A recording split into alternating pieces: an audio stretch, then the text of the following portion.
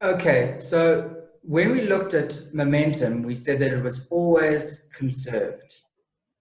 Now, in an elastic collision, kinetic energy and momentum are conserved, but kinetic energy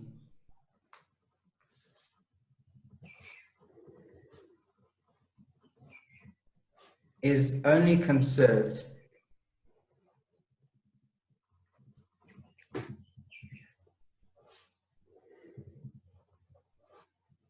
in an elastic collision. Okay, which is actually very rarely the case, because energy we know can be transferred from one point to another. So like in chemistry, we looked at how electricity can be converted into chemical energy when you run a current into a solution. And in the same way, chemical energy can also become electrical energy, like in a battery.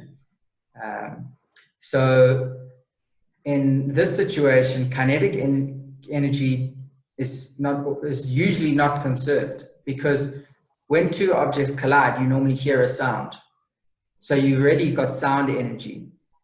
So already some of the kinetic energy has been transferred to sound.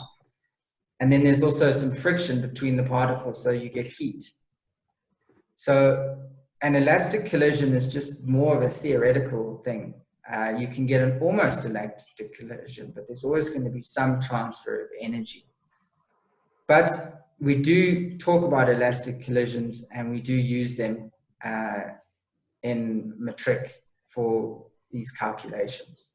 So we've got these objects that we used earlier, which we know the momentum initial, we already worked out to be momentum, we worked out to be 15 kgs, meters per second. Because we said it was 3 times 5 and 2 times 0, we added them together. So what they could tell us is that it's a perfectly, well, let's look at the kinetic energies first. So what we found afterwards was, if they joined together, you would have a 5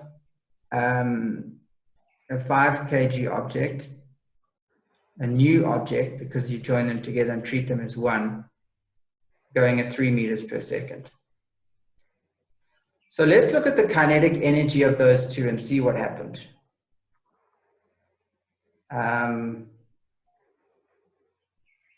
So we'll do kinetic energy. So EK is equal to a half mv squared. That's kinetic energy. So we have a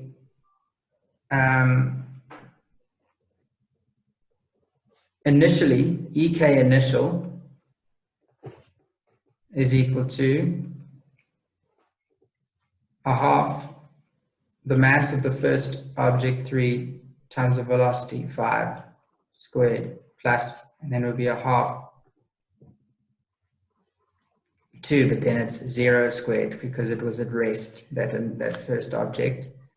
And so we ended up with 5 squared is 25 times 3 is 75, so 37.5 joules. Now, let's look at the EK final.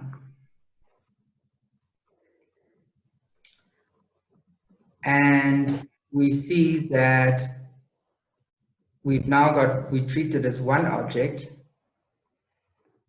with a mass of 5. And then the new velocity we worked out to be 3. And so we get a half times 5 times 9. 5 times 9 is 45. half of 45 is 22.5 joules. So the kinetic energy has changed. So it's gone. And where has it gone? It's gone into heat and sound.